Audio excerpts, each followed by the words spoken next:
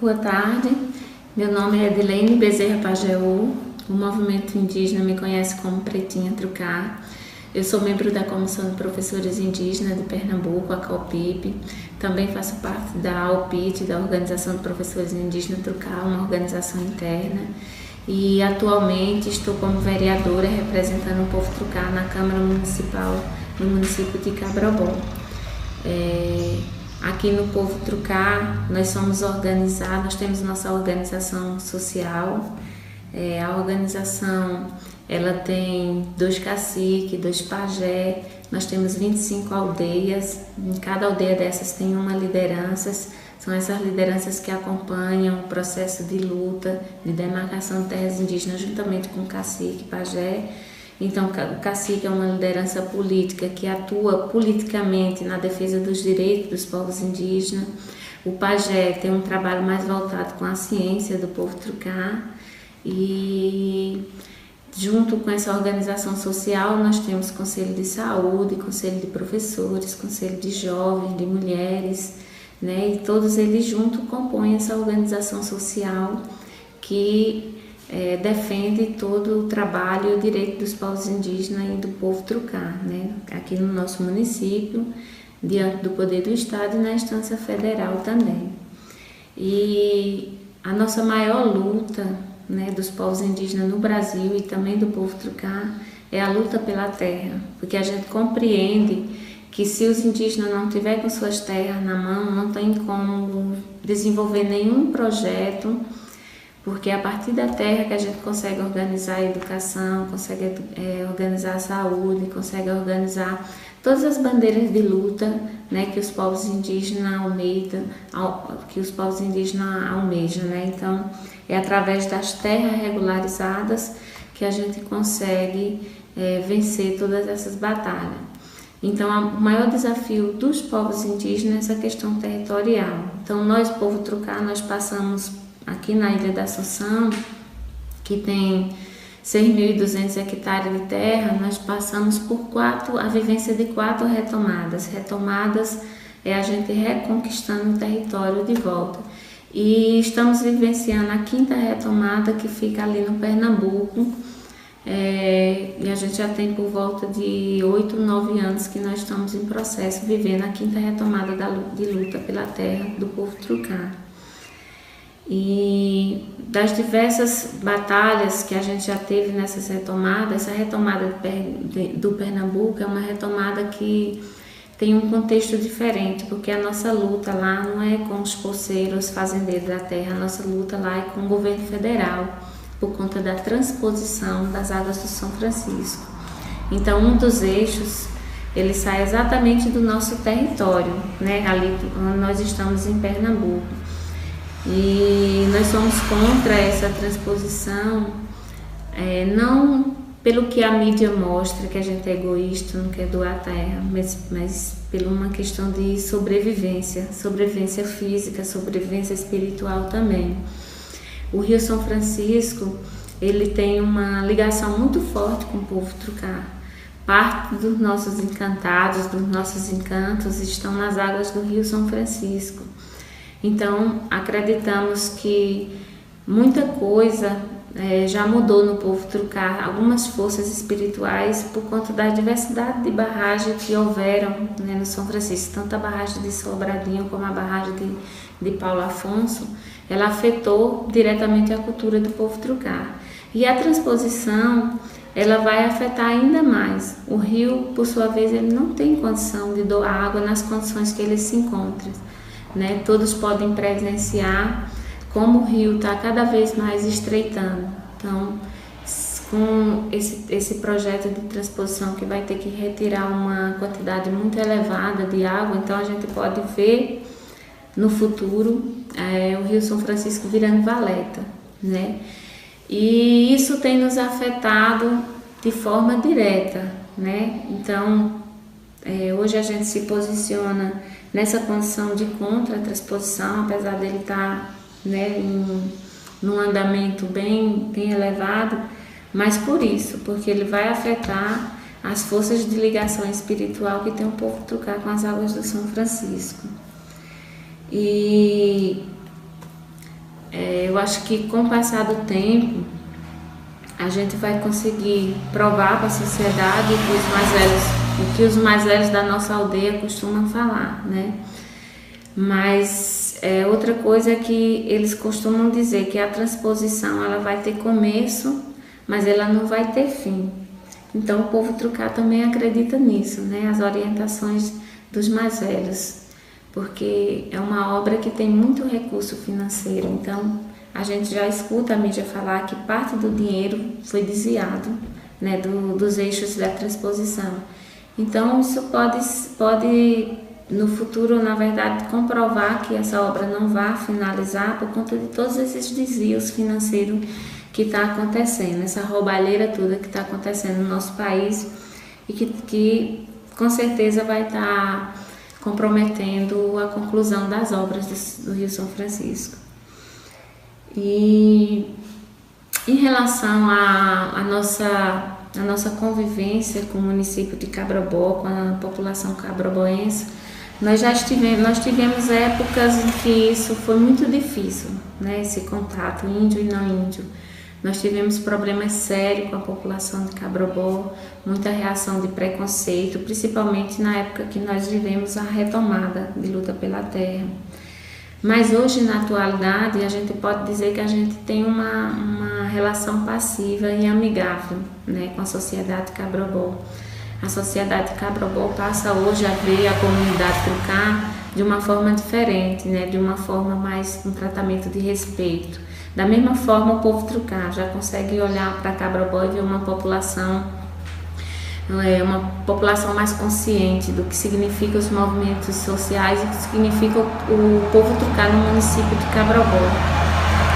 E o quanto nós, indígenas, nós contribuímos com o desenvolvimento da nossa cidade também, né? Então, essa relação hoje a gente pode dizer que é uma relação boa, uma relação amigável, né? Temos ainda alguns conflitos, mas nada a comparar com o passado, com os conflitos que nós já tivemos, principalmente na questão do preconceito. O Cabrobó era muito preconceituoso com os índios. E esse preconceito vem também ligado ao princípio da desinformação, né? Porque o que a mídia passa hoje para a sociedade não índia? Que quem é índio é somente aqueles indígenas que moram na Amazônia, que moram numa oca, que anda nu, né? Que fala a língua materna. E essas características não são hoje, na verdade, do povo trucar. O povo trucar não mora em oca, o povo trucar não vive isolado da sociedade de Cabrobó, né? E a gente tenta a todo tempo, em todas as ações que a gente faz, explicar essa questão para a sociedade, para que ela possa ver as comunidades indígenas daqui do povo trucar e do Nordeste, né, como outra comunidade que vive também na Amazônia, né? Ou seja, a gente nem é mais e nem menos índios do que os indígenas da Amazônia. A gente foi um povo que sofreu todo o processo de colonização desde 1500, então nós temos 517 anos de contato. Então não dá para querer com que a sociedade do Nordeste, que foi onde iniciou o processo de colonização, que ela passe a viver da mesma forma de 517 anos atrás, né? Vivendo em oca isoladamente, né? Comendo carne, apenas peixe. Então isso tudo com o processo de colonização mudou, né? E se mudou é porque também a cultura dos povos indígenas hoje no Brasil, ela é dinâmica, ela está sujeita à reelaboração. Com o passar do tempo, com a vivência, com a sociedade não índia, com todos esses processos tecnológicos que nós temos hoje, não dá para querer que as comunidades indígenas vivam no passado, de forma isolada. Isso seria possível se não tivesse havido o processo de colonização. Uma vez que isso aconteceu, não tem mais realmente como voltar atrás, né? De querer que a gente viva com as coisas do passado. Então, muita gente em Cabrobó tinha esse preconceito por essa desinformação, de tentar compreender esse contexto histórico ao qual os povos indígenas foram submetidos, né? A partir do momento que a sociedade ela passa a adquirir essas informações, a buscar esses conhecimentos, elas passam a ver as comunidades indígenas daqui do povo trucar, como do Brasil, de forma diferente, que são comunidades que têm contato com a civilização, que convivem com as coisas da civilização, né? Então temos que nos apropriar de todos esses instrumentos que a sociedade não índia tem, para que a gente possa também fazer intervenções de defesa no campo dos direitos das populações indígenas, dos direitos tradicionais, do direito à cultura, do direito à identidade. Então hoje o processo também de escolas dentro do povo trucar é também para poder, essa educação específica diferenciada, o qual nós realizamos, ela também contribui com o fortalecimento, com a dinâmica dessa identidade. Porque uma escola que chegou nos povos indígenas apenas para destruir a cultura, hoje os povos reelaboraram essa educação nas comunidades indígenas e ela passa a ser um instrumento de fortalecimento da identidade e fortalecimento da cultura dos povos indígenas. Então hoje ela é usada por nós com esse fim, para contribuir com a sociedade indígena e poder mostrar para a sociedade todo esse contexto histórico, né, que nós fomos submetidos, e fortalecer a nossa identidade. E aí, com todo esse trabalho que nós realizamos internamente e com os seminários que nós participamos, com as palestras que a gente consegue alguns espaços alcançar, a gente tenta mostrar isso para a sociedade não índia, para que ela não veja as comunidades indígenas com uma venda nos olhos, com um olhar de 500 anos atrás, que elas possam ver as comunidades indígenas de hoje, né, de forma inserida também nos contextos atuais das sociedades não indígenas e não possam ver isso de forma preconceituosa, né, discriminar a sociedade indígena só porque hoje ela não anda mais nu e nem mora em oca, ou porque ela tem um carro, ou porque ela tem um celular, ou porque ela tem um computador. Isso não nos faz nem menos e nem mais indígena, né? Nós somos indígenas porque nós temos hoje uma história, nós somos indígenas porque nós temos uma identidade, nós temos uma cultura própria, nós temos legislações específicas que apoiam e defendem o direito dos povos indígenas. Então, esse é nosso trabalho, tentar mostrar para a sociedade que nos vejam com outro olhar, com o olhar de hoje, mas sem preconceito e sem discriminação. E com todo esse trabalho a gente passa a ter uma relação boa no município de Cabrobó, né? E eu acho que a gente hoje tem muito apoio das universidades federais, muito apoio dos sistemas também, de tentar nos contribuir conosco em alguns espaços para a gente estar demonstrando tudo isso para a sociedade, né? Mas não é uma tarefa fácil, nós ainda encontramos muitos desafios. Nós temos sistemas totalmente repressores, né, que tentam engolir os direitos da sociedade civil, e é claro que os direitos dos povos indígenas estão entre eles também, né? Então há uma tentativa muito grande. Quando se pergunta assim, vocês ainda nos dias de hoje, com tanta conquista que vocês já conquistaram, vocês ainda conseguem sofrer algumas retaliações? Sim, nós sofremos ainda alguns ataques, principalmente alguns ataques, né, de ameaça aos direitos fundamentais dos povos indígenas. Hoje nós temos um Senado completamente movido à corrupção, né? Nós temos um país que tem um governo ilegítimo, né, que não foi legitimado pela sua população, e ele está atacando em todas as frentes possíveis de ameaça dos direitos dos povos, né, no Brasil. E é claro que as comunidades indígenas estão sofrendo, né? Existem 1001 PECs contra os direitos das populações indígenas, a PEC 215, por exemplo, né, que ameaça retirar o direito de demarcação pela FUNAI para colocar dentro do Senado. A gente sabe que tem um Senado completamente anti-indigenista, né? E, né, todas essas políticas aplicadas pelo governo Temer, ela vem de encontro aos povos indígenas, né? Ela vem fazendo esses ataques. E a gente vem tentando a todo instante tentar mudar um pouco tudo isso, né? Da forma como a gente sabe lutar, da forma como a gente enfrentou até hoje, todas as eras que nós viemos sobrevivendo e tentando buscar viver de forma passiva, né, com a sociedade e com esse sistema repressor. Mas a gente compreende que é uma ação muito difícil. E por conta disso, os povos indígenas decidiram apostar nas eleições, nas indicações de indígena para algumas funções, como vereador. Nós temos indígena prefeito, né?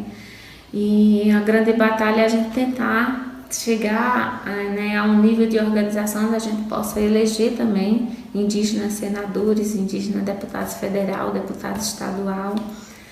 Então a política ela ainda é um desafio para os povos indígenas, mas nós estamos começando a trabalhar. Então hoje a gente pode dizer que a gente tem um percentual muito grande de indígenas vereadores, né?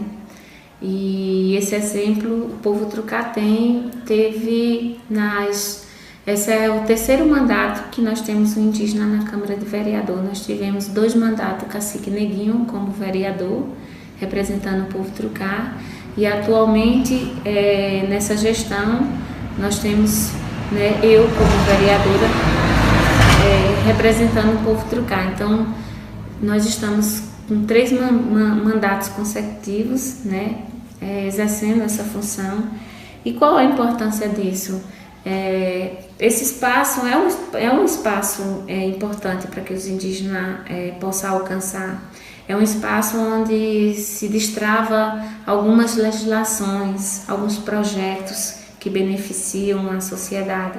E termos uma índia ou um índio dentro da Câmara de Vereadores é uma forma de defender o direito, né, a causa da população indígena, é uma forma de proteger esses direitos, né, porque a pessoa vai estar lá representando esse povo, defendendo, pautando as questões que são levadas para comunidades indígenas, de forma que a gente vá de forma bem ativa proteger. Então, estando lá dentro, a gente, além de conhecer como funciona essa estrutura, como funciona essa máquina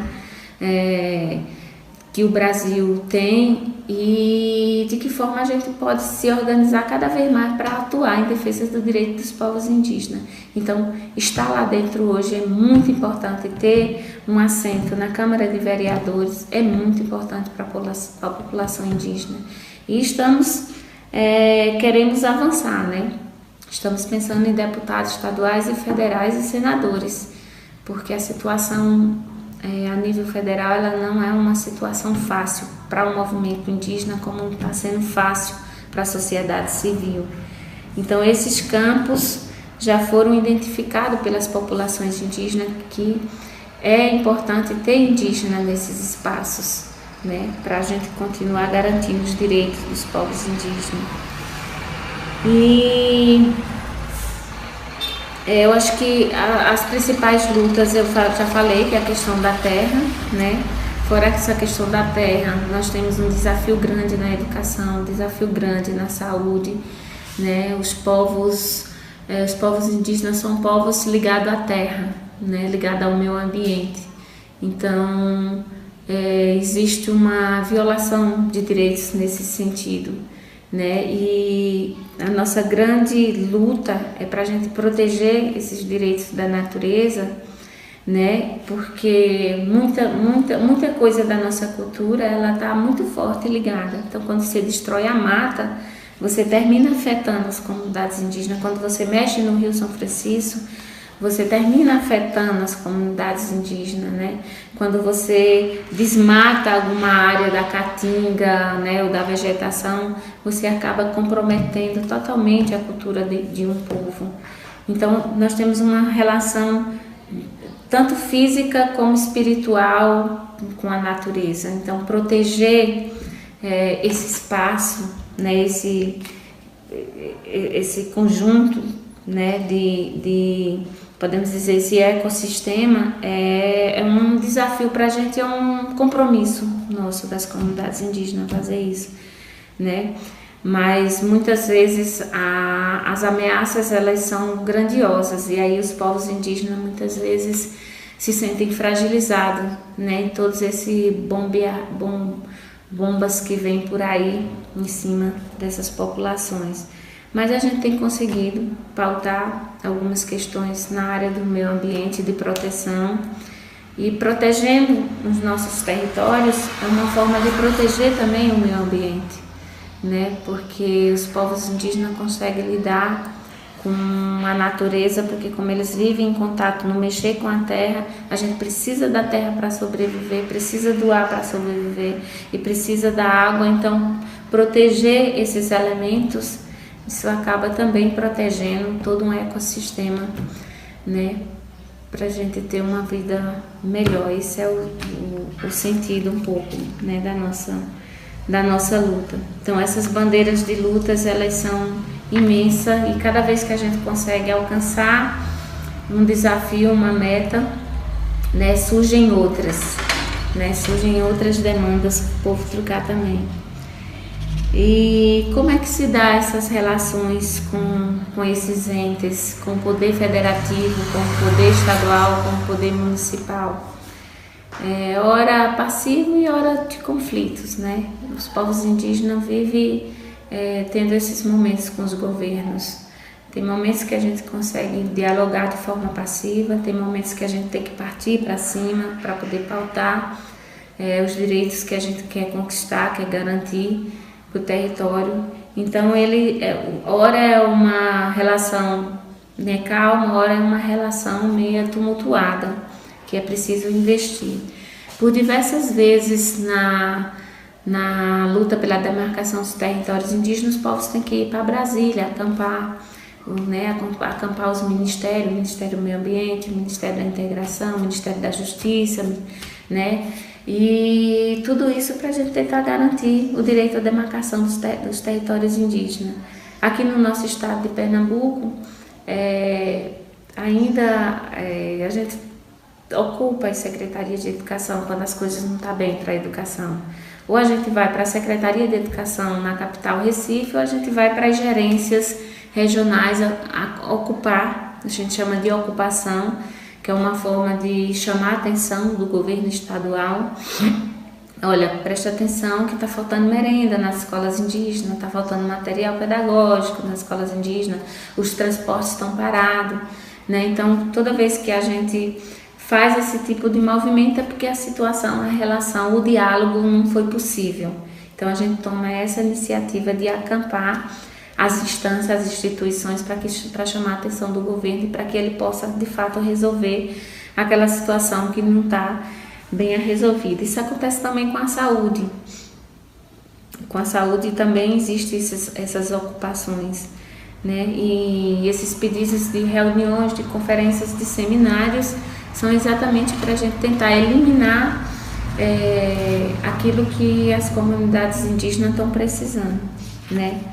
Mas a gente vive isso constantemente, essa situação de uma hora a relação da gente é passiva, né, no diálogo, outros momentos é uma situação mais acirrada, né, mais de conflito, mas estamos conseguindo conquistar, né, aquilo que a gente está querendo alcançar.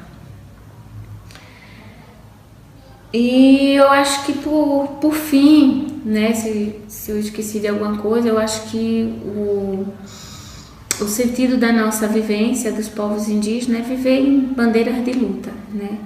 A todo instante, como eu falei anteriormente, a todo instante surge algo para as comunidades indígenas defender.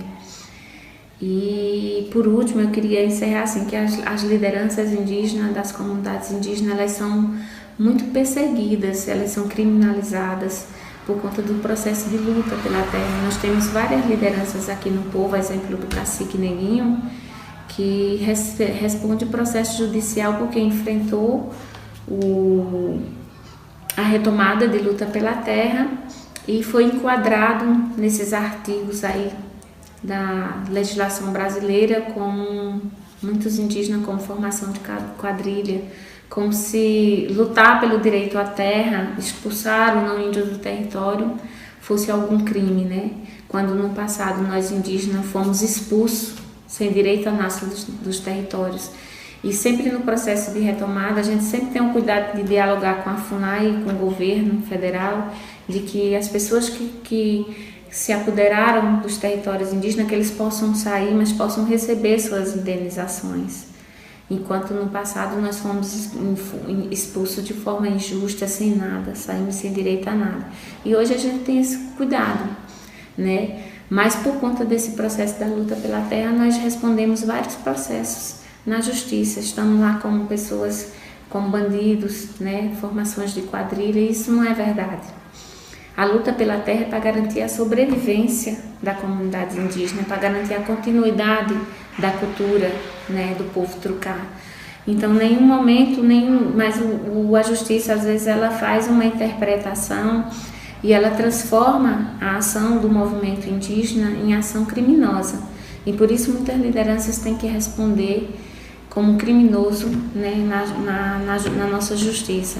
Então, de certa forma, a gente solicita e pede para que a sociedade nacional ela possa entender essa questão indígena e ela possa contribuir conosco, ajudar. As comunidades indígenas só querem viver tranquila, em paz, queremos viver no nosso território sem aborrecer ninguém, nem que ninguém invada nosso território.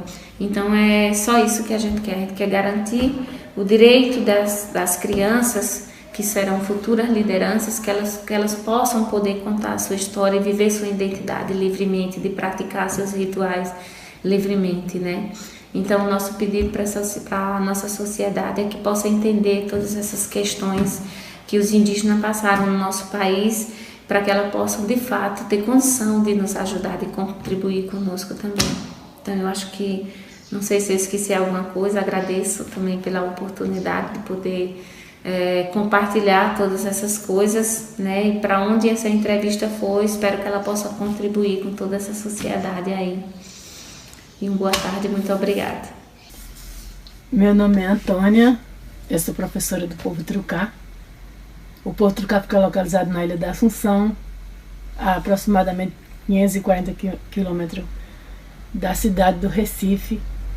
E hoje a luta do povo trucá tem sido constante em todos os aspectos, né?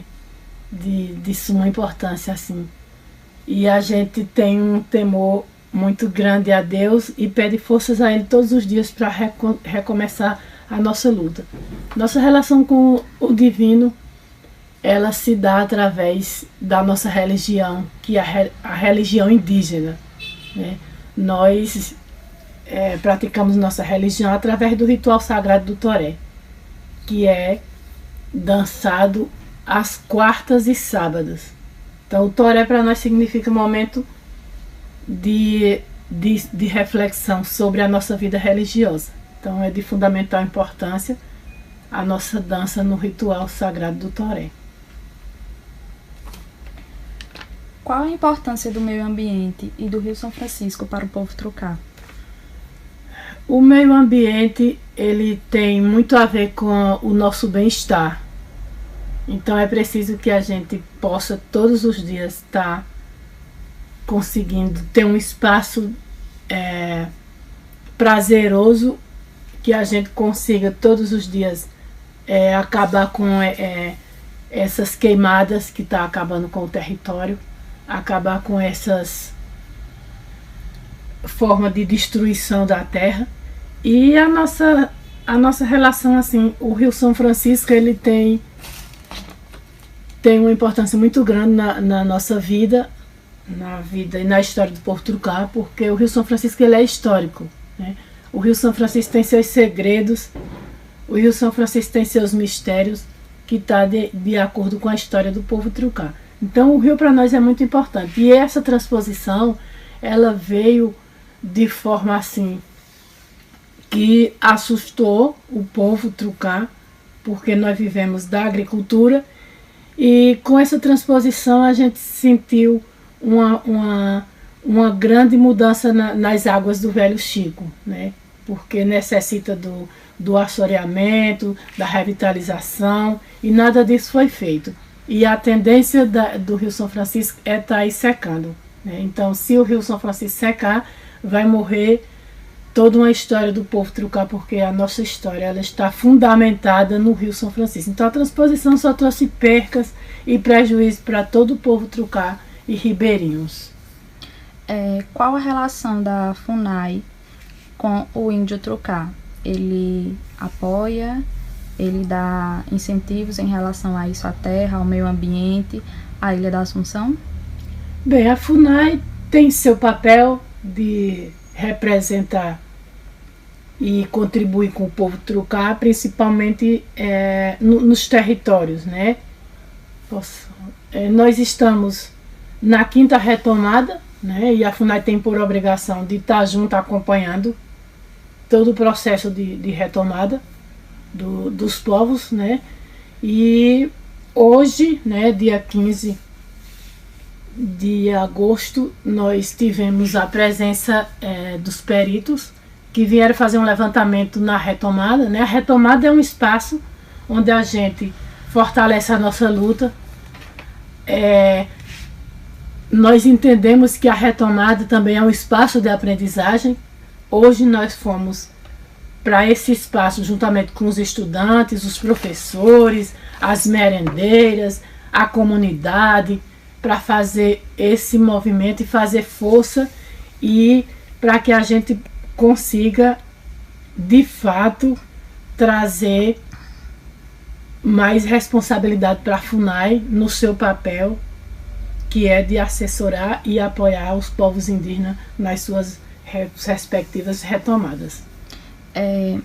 Essa 5ª retomada, ela inicia na fazenda Toco Preto, é isso? Não. A nossa 5ª retomada, ela se dá na fazenda Tucutu, né, pertencente à família de Seu Antônio de Lalinha, conhecido como Seu Antônio de Lalinha, e hoje aconteceu assim esse processo de avaliação de bens para que o território seja indenizado, para que ele não tenha perca, porque é território do povo trucar, e se é território do povo, a gente precisa fazer nossa retomada para que de fato a gente consiga levar nossos projetos de vida. Então, os índios trucar têm uma relação diretamente com a transposição, porque, se eu não me engano, é da fazenda Tucutu que sai o eixo da transposição, que é onde vocês estão reivindicando, fazendo a retomada. Também, né? Ela fica situada na BR, que a gente chama aqui o lado do Pernambuco, porque o povo trucar ele fica na Ilha da Assunção e esse território fica aqui desse outro lado da cidade. E aí a gente tem toda essa relação de tentar resolver, porque ela também faz parte do povo e a gente entende que ela precisa ser retomada para que de fato a gente consiga realizar nossos sonhos e nossos projetos societários. Entendi. Então, em relação a isso, nas outras retomadas tiveram o apoio do governo federal e nessa vocês estão sofrendo um pouco mais. Qual a relação do povo trucar com os atuais governos, tanto municipal, como estadual e como o federal? O governo municipal, a gente tem assim um apoio, entre aspas, porque de qualquer forma nós somos munícipes, nós votamos na cidade de Cabrobó e aí a gente tem uma relação, digamos que boa, né, com o governo municipal. E o governo estadual, por ser de responsabilidade dele a educação escolar indígena, né, tem se negado em muitos elementos para que venha de fato acontecer a educação escolar indígena no povo trucar, mas a gente reivindica todos os dias, né? Nós temos dentro do povo educação infantil, fundamental nos finais, ensino médio, educação de jovens e adultos, mas necessita de um apoio maior do governo estadual, com a responsabilidade maior para com a educação escolar indígena, porque tem muito a desejar, principalmente na educação do ensino médio, porque até hoje a gente não tem o que se necessita para que de fato aconteça o ensino médio e os estudantes saiam preparados dentro da aldeia para enfrentar o mercado de trabalho. Então, o governo do estado tem muito a desejar, a realizar nas escolas e na educação e no povo trucar como um todo. O governo federal, por sua vez, também tem sido omisso com as responsabilidades para com o povo trucar, e através disso a gente faz sempre nossas reivindicações. Todos os anos a gente vai a Brasília brigar mais de perto, brigar em forma de falar, mas são nossas reivindicações, nossos espaços de lutas, que a gente vai a Brasília todos os anos para reivindicar essa distância, essa omissão que o governo tem feito até hoje com os povos indígenas de Pernambuco. E com isso a gente não vai parar a luta, nós vamos continuar lutando e vamos continuar dizendo ao governo que a gente precisa de uma educação de qualidade, que a gente precisa que dentro do povo não saia só um professor, que dentro do povo também tenha médico, tenha todas as especializações e profissões que os demais têm, como a gente diz assim, que os não índios têm, que a gente possa ter também todas essas profissões dentro dos povos indígenas, principalmente do povo trucar. Entre tantos livros que tem falando sobre a história trucar, você é uma da educadora que criou e elaborou o livro No Reino da Assunção, Reina Trucar, que fala sobre a história do povo trucar, que fala sobre o meio ambiente, o rio, a ilha, que engloba tudo isso. Qual a importância desse livro para a sociedade e em geral? Esse livro, No Reino da Assunção, Reina Trucar, como os demais livros que nós já construímos, nós professores indígenas, juntamente com nossas lideranças, tem uma importância muito grande, porque é um espaço onde a gente diz quem é o povo trucar, onde ele fica localizado, os habitantes, quantas aldeias temos, quantas lideranças nós temos. E a gente fala do Rio São Francisco, frisa muito bem o Rio São Francisco, sua importância na nossa vida. Enfim, esse livro, No Reino da Assunção, Reina Trucar, ele veio trazer para nós a oportunidade de divulgar um pouco da nossa história. Ele veio de uma forma assim muito completa, né? Porque foi construção nossa, fomos nós quem dissemos que era ali onde estava a nossa história contada por nós. Então nós somos autores nesse livro, No Reino da Assunção, Reina Trucar, da nossa história. Então eu quero agradecer, né, essa oportunidade de poder falar um pouco sobre o povo trucar, né? Eu agradecer ao estudante Alex por ter feito esse trabalho baseado na história do povo trucar e saber um pouco dessa conjuntura do povo trucar, e dizer que foi um prazer muito grande, que o povo trucar está de portas abertas e que a gente está preparado para poder contribuir com todos os trabalhos acadêmicos que venham trazer um pouco da divulgação da história do povo trucar. Muito obrigada por esse espaço.